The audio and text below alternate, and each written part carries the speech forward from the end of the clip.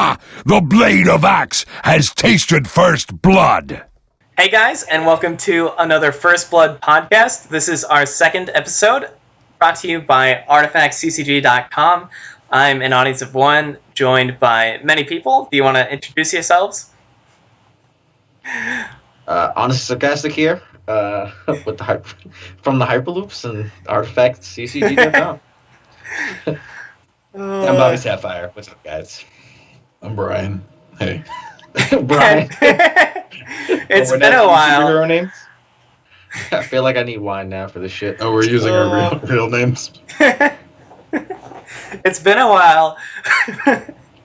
But we finally got something interesting. They've announced the release date. So let's see here. It is November 28th, 2018.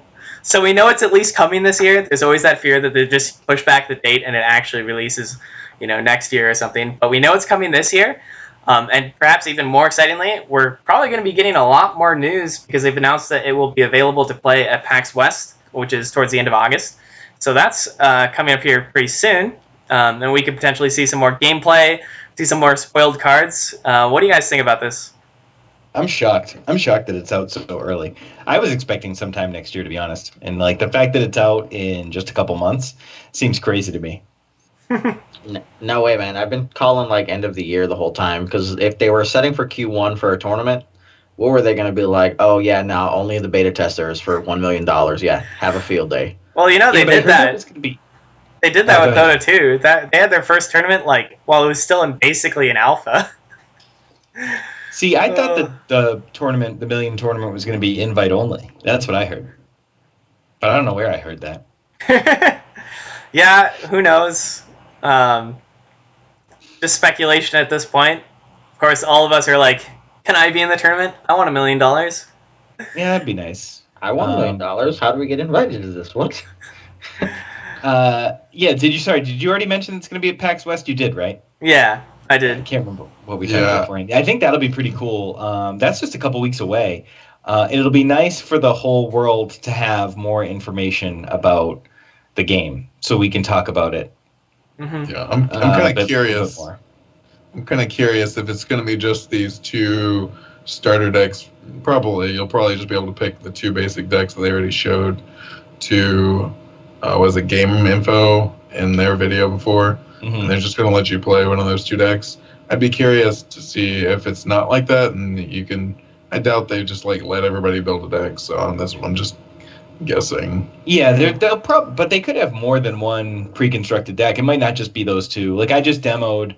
I demoed Hearthstone at Gen Con so I could get the pin that they gave out. But they had a deck for each class that you could play. So they might have a mixture of maybe you want to play red-black, maybe you want to play red-green, a few different ones that you can choose. Depending on how much fun they want to have with it, right? If they want to really connect with people, they're going to say oh, what colors do you identify with? What skill sets do you have when it comes to playing games? Who do you like when you play Dota 2? Then you should try, Sorla Khan or whatever, Rix. Mm-hmm. Yeah, and it'll be interesting to see just how much they want to give away at PAX West because that's still a couple months before, the official release date. So they might want to do, as Brian said, just a few basic decks. The same ones, but now more people are getting to get their hands on the game and play it. And then a month later, actually start revealing some more info, or if they'll actually come out with some new cards, some new information. Of course, we'd much rather have it that way, but who knows? Because we certainly need stuff to talk about. We're trying to get hyped for the game, but it's just, yeah.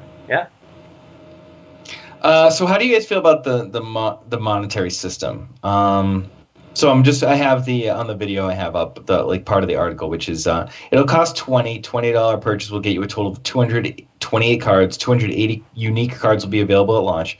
Though naturally you will not not all 228 will be unique.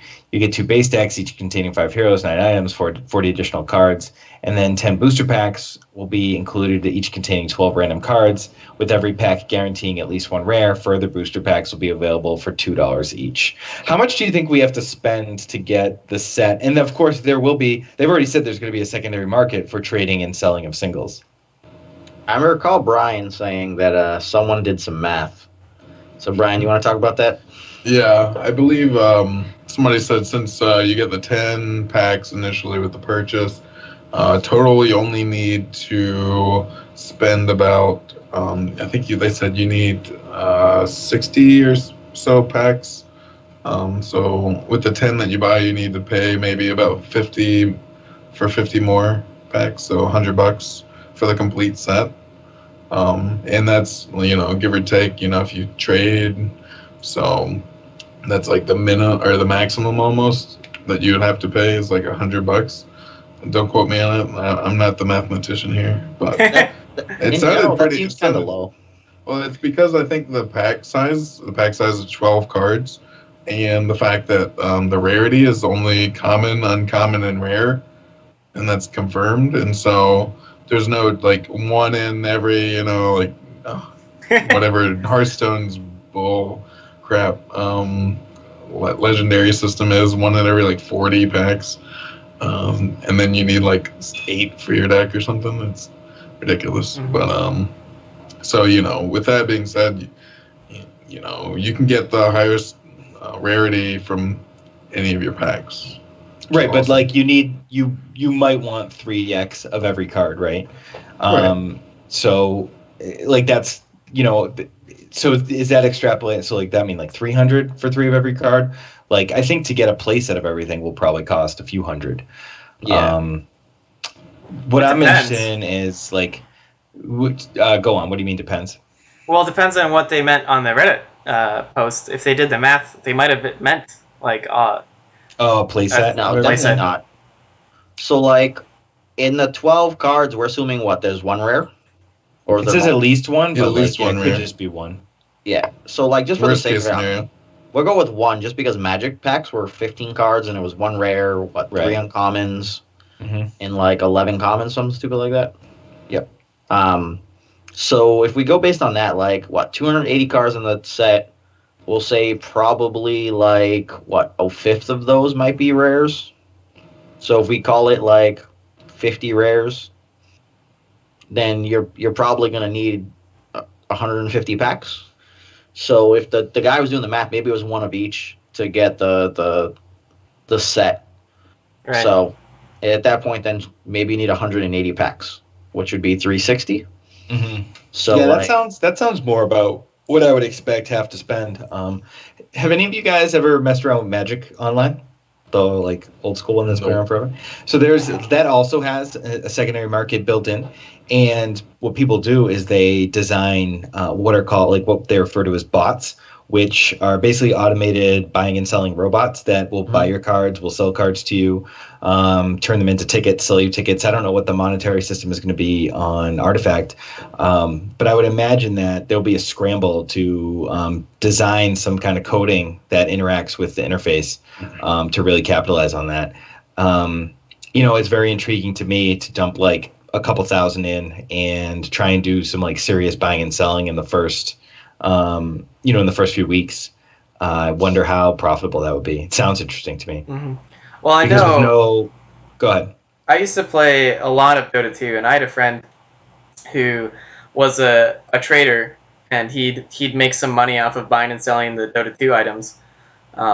So in theory, it's definitely possible that to make money off of the secondary market, especially with the TCG style, if you can make money off of Dota 2, which is just skins and alternate arts or whatever you want to call them. Could he do that in game, or did he have to find buyers like on the internet or whatever? He did it you can do it both ways, like in game and then in forums. But the Steam market is pretty powerful. I recently went on and put on a bunch of my Dota 2 items for sale so that I could buy Artifact with some additional funds. So I sold some of my items for like $90 or something total. Nice, sweet. I gotta start fundraising for this Artifact thing. You don't need a fundraise. Get out of here, dude. It's football season. I just entered a $1,500 gambling contest. I need to pony up some hooch. So one thing I think that's payouts. Definitely going to be the case here is I think a lot of casual players aren't going to like this system where you pay $20 up front. They haven't said anything about being able to grind for packs. A lot of casual players are like, no, I just want to play it for free and earn my cards. So I don't think that, but I don't think that's a problem because I don't think Artifact is trying to appeal to the casual player. But to the more competitive player, this seems like a much better monetary system than like Hearthstone, where trying to get all the legendaries is the world's most annoying thing ever. Yeah, I wonder how bad of a comparison it's going to be, like, to refer to Hearthstone as the closest comparison, right? Because, like, in Hearthstone, you literally win nothing. Whereas, like, I don't know, just like I said, coming from Magic, like, when you play Magic Online, you enter real money, you buy tickets for real money, and you earn packs. Like, you win more packs, and you can sell those packs and turn those into entry fees or, like, cash out your tickets. So it'll be really interesting to see like how they work this market, like what exactly we're playing for. Like, do you just enter 8-man tournaments? Do you just do heads up play? Like, is it random opponent like Hearthstone? I think that's what I'm most interested in is like, how is the play interface going to be? I'm sure they'll have tournaments where like, you know, like you log in and you sign up for the tournament and like there's scheduled ones and maybe they have a player cap. But really figuring out what you play for, like I'm sure that if you enter a tournament, you're going to be able to win stuff. But of course, like you're going to have to pay an entry fee. So yeah, that casual player who just wants to grind and like do what they did in Hearthstone, I think is going to be severely disappointed. As someone who like really despises the system of Hearthstone, like of nothing to play for, I'm really looking forward to something more. You know, we're all coming from Destiny, and you know we travel to these tournaments all over the country or whatever, and the prizes are pretty bad, right? Like they're really bad. So I think we're all four of us are itching for something a little bit more, which is why we're doing this. A little bit more. We just want high fives, right? I'm pretty sure we just want high fives. No. High fives, pat on the butt. I feel like most of the people who play Hearthstone are just kidding themselves when they say they don't put money into the game. They're like, yeah, I'm just going to play this game and I'm not going to put any money into it and just have a ton of fun. And then they just get wrecked and wrecked and wrecked. And then like, oh, a new set's coming out. Maybe I'll put in $60 and get, their special promotion. Yeah, but like, so like you do $80 every few months for like the big thing, and it's just like buying a new video game, right? It's like you're keeping up with whatever video game you play. Yeah, I hope people. Well, I don't know. I don't even hope that people were expecting one thing and getting another. I think that this is going to be the new premier tournament card game, and I don't care about anything else other than that. Yeah. Well, I remember them saying at one point that like parts of the money going towards people buying packs is supposed to get cycled back into like the tournaments and the payouts. So I'm cool with that. Yeah, well, John mentioned that's how they do like Worlds for Dota too, right? Yeah. Like you buy stuff while you're watching the stream and the money gets put back into the prize pool. Yeah, they have like specific items in their store that will go into the prize pool. They also have things. I mean, Artifact won't be a team-based game, but they had like team banners that you could buy that would like a specific amount of the money would go towards the team, and then the other part would go to Valve. So they tend to do a pretty good job of making you feel like, oh, if I buy this, it's going towards a quote-unquote good cause. Yeah. And that makes people more likely to buy them, and it also helps the community grow. I don't know. I'm cool with it. I'm really. I want to know what's going to happen for drafts, because like, would it be like, oh, here's a $10 draft, and you get 5 packs worth of stuff, and you get to keep the cards from the packs that you're drafting. So then like that could be really interesting because you could build your collection out that way while drafting to play, and then maybe there's some additional prize on top. Either whether it's more additional packs or money back into your bucket to potentially get into another one with. So like I think I'm pretty intrigued by that. I want to see what they end up doing, and then whatever like tournaments we can get, because like their big thing was like the tournaments are just going to be like, oh, you want to do this, you don't want to only play commons, you can do that, you want to only play like commons and uncommons, you can do that. So like I don't know, I kind of just. I'm excited. I have no problem throwing some money at it and see where it takes us. But I like that this is going to try to, potentially pave the way into esports for cards. Hearthstone has their thing going, but like, I don't know. It never seemed like that thing was super huge for like getting into it. But I also just stopped paying attention at some point. Oh, I just don't think you can complain about the price when they flat out give you your money's worth of packs in addition to basically 2 starter decks. So it just depends on how competitive those starter decks are, right? I guess you're right. Like they're getting packs too. Yeah, I think the people that want to play competitively won't complain. But yeah, sorry, finish your thought. No, I just think it's about the best they could do. I mean, other than if you're gonna play the game, you're gonna buy packs, and what better way to just go ahead and get people to get packs to start with, get comfortable with the idea of opening packs, and go from there. You guys remember having to grind tutorial for Hearthstone? I try not to remember. It was like you had like the annoying thing, and you were playing like Hogger and the stupid. Oh my god, the barkeep and like whatnot. So then after you finally got through like those 5 people, you then had to level each of the characters to 10. No, I don't remember that at all. Yeah, and so like you had to get to level 10 to like unlock the commons and like the basic cards, all of the basic cards. Otherwise, you just didn't get them. It's like, oh, I want novice engineers. You had to keep playing that shit. It was like, oh, okay, and like it was fine at the beginning, and then like if you started doing like multi-account type stuff, or you're helping somebody, and it was just like, oh no, this is no good. Yeah, well, I'm glad that there's none of that here. I'm glad I can just pay my money and get what I want. Mm-hmm. I'm really curious to see the secondary market. Like, what would be the premier like rare cost? Would it be somewhere in like the $10 range? Somewhere in like the $12 range? See, I think like if it's a hero, and like if the heroes are rare, and like you want Bristleback, and everyone needs them.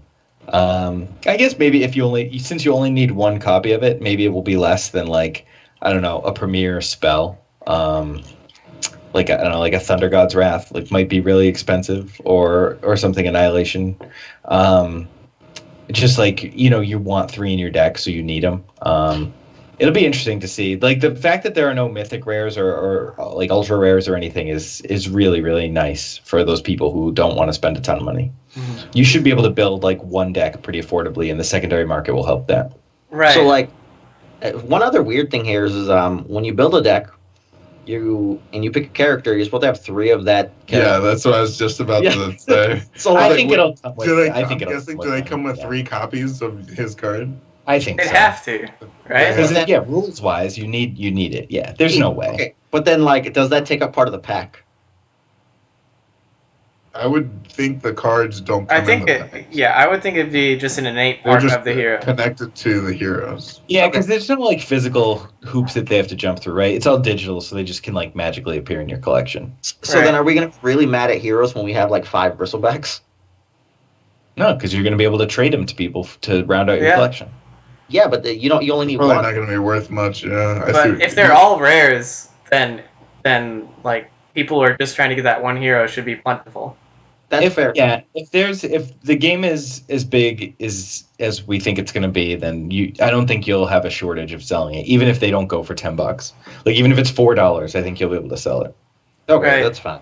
I guess when someone wants to hop in and they're just like, I want to play red, I need fucking Bristleback. I need X. Like I'm gonna get these. I think it's going to be really interesting to see. We know it probably doesn't appeal to like the super casual player, but how successful the game is for a person who just wants to put in like $40, like that buys into the game, then buys like 10 to 20 packs each set. Like how successful can they be? Is the secondary market good enough such that they can trade and get good enough decks to compete well on this cheap funding? Because I think that will be key to keeping the game big. Is they need the people who don't want to throw tons of money into it to be able to compete and play the game well. And if they hit I think it'll be good. So those people don't buy packs; they would just buy singles. Exactly. After like researching a deck. Yep, that's exactly what I was about to say. So, like in the history of my Magic career, I never bought a pack to get cards. Right? Like I only ever bought singles. I didn't like buy cases. Whatever deck I wanted to play, I bought, and I think I would only buy a bunch of packs of Artifact because it's just starting out. And maybe like because we're going to create content, I'm going to want everything. But if I was going to be a competitive player, just sort of the way I've tackled Magic and Destiny is like I want to play decks, I'm going to buy those singles. And I can't see myself being the kind of person who cracks a bunch of packs after this initial launch. I'd almost rather just, if I can just buy whatever the currency is from the Steam store, or just like, I don't know how the Steam store works, so maybe that's something that you want to explain, John. It's just like, can I put a bunch of money in and just buy singles off people? Because if that's the case, that's probably what I do. So, and maybe for the initial set, like I'll buy a bunch of packs and maybe like try and put some sets together and sell those. Because I would imagine that for me, if I could find someone selling sets, that's what I'd want to do. Ooh, starter decks. You make your own starter decks and you sell them. Yeah, you could do that. I just like they'd have to be good. Yeah, but that's fine. I don't know. I wish everyone played Magic Online so everyone could just understand what's going through my head right now. But yeah, go ahead, John. Explain the Steam Marketplace. That'd be sweet. Yeah, so what they have is what they call your Steam wallet, which is like your bank account with Steam. And you can add funds to it, and you can spend money from it within Steam. So you'll add, like, you could add like $50. $50 will get charged to your credit card, and then you'll have $50 in your Steam wallet. When you go to buy something on the market, it will have the option of paying with your Steam wallet. In fact, I'm pretty sure you could just buy something from the Steam market and use your credit card to do so. And like that works for the secondary sellers too? As far as selling stuff, the money that you gain is all into your Steam wallet. So, at least as far as I'm aware. So I could like buy 100 packs, crack them all, list my stuff for sale, and then just like be financed for, whatever else I wanted to buy, like if new sets came out. Yep. Right. Cool. The biggest caveat is that you'll never be able to move that money back into your credit card or whatever bank account. It'll just be in Steam. But you can buy stuff like games and maybe gift them to people, and that turns into, Steam keys for games. But there's no way to you can never take your money out of Steam? No. You'd have to do like the whole PayPal thing or something. You have to buy a game and then sell it to somebody. Wow. That's interesting. Because then you're looking into gambling. The game would be considered gambling. Because you're putting in money. So the way Magic Online is, you buy tickets and then like you win tickets. So like, or say I win an event in Magic Online, I win like 36 packs, and I sell those packs to a bot for 2.5 tickets a piece. So, I've got like whatever, close to 100 packs or like close to 100 tickets, and I want out, and I find someone to buy them from me, and they PayPal me the money, and I go online and I trade them the tickets for nothing. Like, is there an equivalent of that? It's like, so there's like, because I don't think that that's gambling, because Magic Online's been doing it for a decade. So like, there's got to be some way to get your money out, or I don't think this is gonna, or I don't see this blowing up the way I imagined. Like, the only thing I can think is if you did like conversions. So like, let's say you had $100 of Steam wallet, and you offered to sell that for like $90 cash, whereas someone would have to actually put $100 cash to get the $100. Then what you could do is they could put an item up for the $100 Steam wallet and like PayPal you money, and then you buy the card off of them or whatever. So there's a workaround. There's workarounds, but like it's not pretty. Well, yeah. I think as the community develops, it'll be fine. Like this happened, like I said, this happened in Magic Online all the time, and the tickets are worth like 93 cents on the dollar. So that's how you'd cash out. Like you'd get 1,000 tickets together and sell them for $9.30 or whatever. All right, that makes sense. It's just like I think if the money's trapped there, you will see like competitive professional players like shying away from it a little bit. Yeah, but at the same time, it's still infinitely better than Hearthstone, which has 0 ways to get your money out. For sure. I mean, I don't want this whole thing to be like, this is all the reasons Hearthstone sucks, and like this is why Artifact's going to be better. Well, I think we all know Hearthstone is no good when it comes to competitive online gaming. Right, and that's where we're kind of hoping that Artifact comes along and offers the first real solution for widely popular competitive online CCP. Yeah, I mean that'd be great. I just like Magic Online made people a lot of money for a long time, and I'd like to see it. I'd like to see Artifact go in that direction. Yeah, like people just live off of it. I'm kind of hoping there'll be like, I don't know, monthly tournaments where it'll be pretty big, and like the top, so many people get like foil rares or something, and then you can put those foil rares or alternate arts on the marketplace, and then you can sell those for, I don't know, that'd be what I want to see, is how much do those cards go for? How popular is the, like, because people love their foils and people love their like animated cards. So, if there's only a few out there, then how much are people willing to pay? Yeah, good point. If we get foils, oh my god. Well, there are. You know how people love their gold cards on Hearthstone. There's no way Valve is going to be like, yeah, we're not going to do anything like that. No, they'll definitely have the grabs. I'm confident that Valve knows exactly what they're doing. I think the point is that we're all just chomping at the bit to find out what the hell we're going to be able to work with here. Well, one other thing that I think will be really interesting is Steam offers workshop tools for adding custom game components.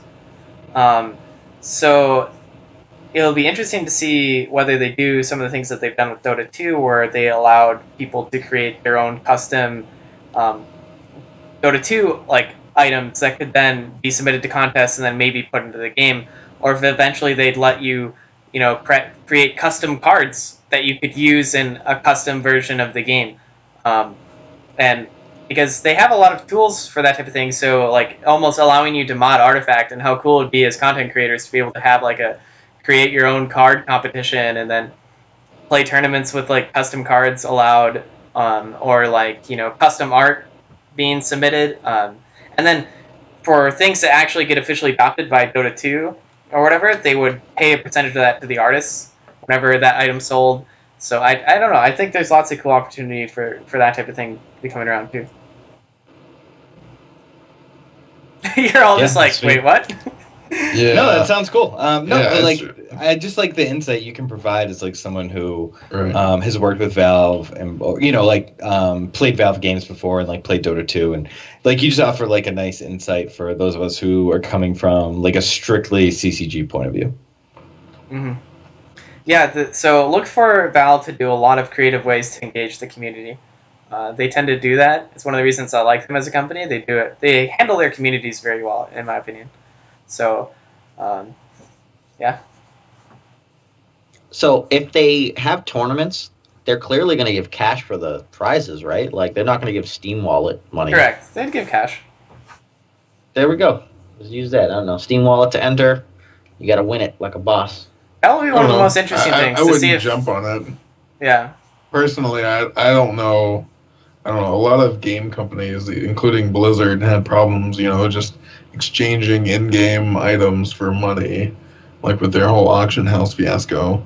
And that's when it came up that, people were saying, like, you're playing this game, you're sort of gambling, like, you put $5 into this tournament, and then you may win money. And I don't know. I thought the whole point was to avoid giving out real money and doing, like, Steam Wallet. So, I don't know. I kind of want to wait and see before just assuming I'm going to get cash. I think, so, like, the determination was, like, how much skill was involved. And, like, so like, poker's that was always in that struggle for, is it a skill game or is it gambling? Whereas it seemed like everything else was just more or less determined to have been a skill game. Unless we're playing, like, high-low. Yeah, I just find it hard to believe that like these companies are having so many issues when like Magic's been giving away cash for so long. I think there's a big difference between having an event and having automated things in the game. So if you have like their big $1 million tournament that they're hosting, that type of money is prize money, it's award money for a tournament. But having an automated thing in game that gives out real money is different than like a customly held tournament of the game in some technicality. I don't know.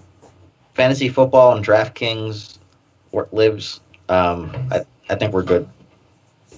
Yeah, we'll see. It's a big like topic of contention right now in like U.S. politics actually, and politics around the world is gambling in video games, because as people, especially with like loot boxes and stuff like that, try to monetize things in ways that are some consider predatory.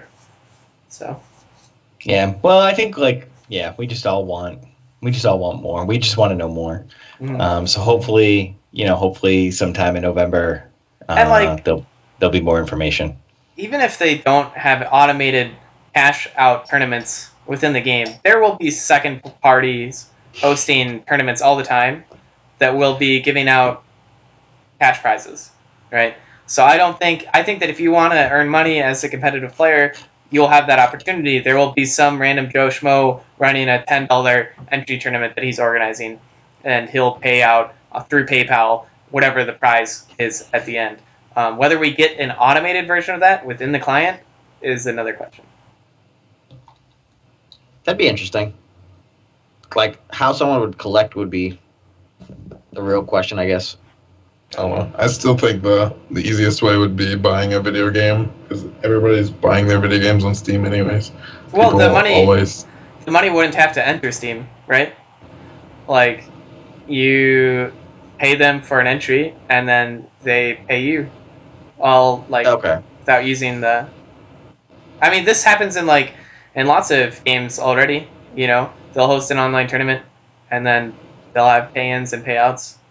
Some of them will be open entry as well. I want money matches. I want to be like, hey, Brian, you want to bet $5 on this game? All right. All right, let's do it. Yeah. Like, oh shit, I got monstered. Fuck you. Oh, maybe that's a venue to explore, like having some sort of escrow company that sets that kind of thing up. That'd be interesting. I don't know. I think the right fan base could have their own little scene, have their own weekly kind of running their own local game store, in the sense that I don't know. Let's just say we were to run tournaments every week. You enter, you pay $5, you play in a tournament, and then the winner would get cash sent to their PayPal account or something.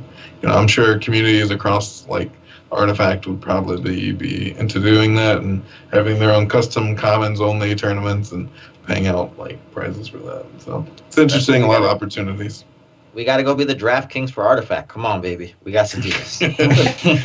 CSGO shuffle. Yeah, we only take 10%. We only need 10. Well, I think that's enough about whether or not we're going to be able to make money, per se, from the game. We've just been going on a long tangent. It seems like, to be honest, I was just starting to create the post for the podcast, and I was like, you know what? This should just be called something about the finances of Artifact, because I mean, it's the most intriguing thing, and the most recent news we have is all about how much everything's going to cost. So it seems like a good place to have spent 35-40 minutes of focus on it. Yeah, and definitely since the way that I think card games kind of survive the high price barrier to entry is the fact that you can earn stuff from them. It's always been the way it is. They have big tournaments with big prizes, and that's why people are willing to, or at least some people are willing to continuously buy new sets, buy new cards. So I think it's kind of built into card games. The urge to compete and have winnings. Unless you're FFG, in which case you give people art prints and playmats. Right. High fives. And then those get sold. So even if they don't have even if they don't have cash tournaments, you can sell all your ultra rare skins that they give you. If we get them, man, we've heard nothing about foils. Nothing. We'll get them. I have faith. I have a feeling there would be stuff like custom game mats, skins for your little guys that fly around on the screen, little party hats for them. I don't know. There's a lot of opportunities they get. I'm guessing there will also be recycled art assets from Dota 2. So heroes that are already in Dota 2 will definitely have lots of custom cards that will use similar art assets to what they already have in the game. I don't know, man. I don't know. All right, so what else you guys get? I don't know. We could talk about a few cards or something. Same cards that have been spoiled the entire time. But I guess we could talk about that one guy who was like, "Hey guys, here's a bunch of card names and this one picture of a dude." What card did he spoil? I think it was some green hero. I don't even I don't remember. know. I If it's didn't pay not too red, much I don't attention to it. I'm trying to get it real quick. Pugna, the hero, 6'9" red guy. Wasn't that already out though? I'm looking No. at a picture of him on artifact cards. I don't think his ability was. Oh, it says condemn a random enemy improvement Hmm. on this website. That could be just from that post, but this is on artifactcards.info. Yeah, I don't know. I like, just math-wise, the red characters seem so strong. I guess one of the They have things a such lot of big people, asses. I'm a big fan of big asses. one of the things people have been discussing is like on the picture, there's one of each of the hero characters, and then there's two guys, the Ogre Bruiser and the Dark Troll Chieftain, who have a 3X next to their names, which everybody else has 1X, which means you can play one of them. I would assume that means you could play 3 of the Ogre Bruisers, but people aren't really sure if he's even a hero. They think maybe he's a minion. I don't know. Oh, where is that from the Reddit thing? Yeah. Yeah, I mean, so like those guys, like, yeah, it makes sense for them to like, just talking from a strictly CCG point of view, like it makes sense for there to be non-unique heroes, like especially if there's a limited format, or like in a starter deck you need 5 heroes, but maybe if these guys are rare, they don't want to give you 5 heroes, so they give you I don't know, they give you like Axe and Bristleback and 3 Ogre Bruisers, and like that's your team until you can accrue more guys, and so you're just like stuck with these non-unique like sort of jabroni heroes. That's kind of a good point. I actually didn't think about that, but that makes really good sense for draft. If there's like one non-unique for each color, and that way, during your draft, you don't have to pray like that you get all of the heroes you need. You can always play the non-unique for that color, maybe. Right, like think of the way they did draft for Destiny, right? Like we have that Rivals pack, so like they feed us characters in case you don't draft any. So it would make sense. Like I think any game that has a hero requirement like that, and especially multiple hero requirement, that like if they're gonna do a limited format or they're gonna create starter decks, like I can't imagine they're just gonna give everyone 5 busted rare heroes. So like having these like bad non-unique ones, or like they might not even be bad, they might be fine, but like these like is Ogre, like all these guys are from Dota, but is Ogre Bruiser from Dota 2? Like is that even a thing? No. Dota 2 doesn't believe in non-unique characters. Right, so like you can get, I guess you can probably get Bristleback and Axe in Dota 2, right? Yep. Yeah, and then like so they have Ogre Bruiser, who's just like a random jabroni fill-in. Yeah. That would make a lot of sense, especially for limited formats, as Brian was saying. The other interesting thing that I was reading from the leak is the fact that he said that he doesn't think there will be a beta. And with the release at PAX West and no news about any public beta, I think it's pretty, I don't know, I pretty much am not expecting a beta at this point. I was hoping for it, a couple months ago. But at this point, it's, a couple months till November. Aren't they in beta right now? Like public open beta. Oh, I got you. Maybe. They could like do it just to test the servers. Yeah. Like if there's a bunch of they people probably playing need server overload problems. They don't want to deal with that. But I guess they know about that from just Dota 2 and Steam. Fair. But like it's this game and then that stuff, and not Dota and that stuff. No one wants to be like Pokemon Go, man. You don't want to be like Pokemon Go. That first I day don't was brutal. The veil of secrecy is a challenge. It's just something we're gonna have to deal with. Yeah. I'm not worried about Steam handling launches. I mean, their games are huge. Yeah. You never know, though. Something you bad never could know. happen. It would obviously, But I would be shocked. The Y2K issue would be like disastrous for them. Yeah, because they're like, oh, I expect 100,000 people, and then there's like 500,000. It's like, oh shit. Yeah. Yeah. I wouldn't be surprised if they did like the weekend before release and like an open beta weekend or something. Even just to like test out their matchmaker, because they can't just recycle a matchmaker from Dota 2, which is 5v5, or whatever they're using for pairing up players. They need to test that system, make sure that it's working. People aren't getting stuck with 7 minutes of wait time or whatever. Right. So Fair. Yeah, and then just let people play with the starters. I mean, yeah, it'll be really interesting how they proceed. But obviously, like, it's all just speculation. Mm-hmm. Yeah. Anything else interesting to talk about, or should we wrap it up? Depends on if you're willing to put up with my Dota 2 side. Because there is one card that I want to talk about. Okay. That I don't think we talked about in the last podcast, and that is Town Portal Scroll, or as everybody in Dota calls it, is TP Scroll. And it's one of those cards that, at least in Dota 2, it's you could tell a person was new if they were never carrying a Town Portal Scroll with them, because what the card did, or what the item did in Dota 2 is it allowed you to TP to any of your friendly structures.